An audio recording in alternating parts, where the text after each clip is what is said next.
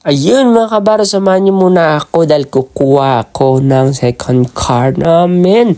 Ayan, sa makikita niyo po, ayan po yung bibili namin. Not bad siya, mukha pa naman siyang bago. Ayan, nakita siya ko po sa loob. Medyo okay pa po. Malinis lahat bago-bago pa siya. Tsaka ba kaya yung price So maganda na siya.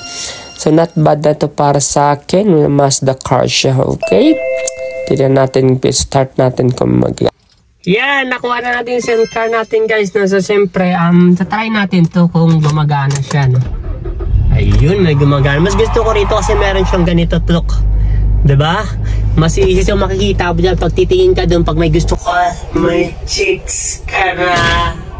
Yahay! Makikita mo yan, dunga mo lang yung ulo mo, diba? So, pero hindi ko alam kung saan papapindutin mo, kung saan mag-open, diba? So, sige, anyway. Sige, bye-bye! Dito, pipindit. Dito pala meron siyang dito, malamang dito kasi syempre bago pa lang siya. So, not bad, no?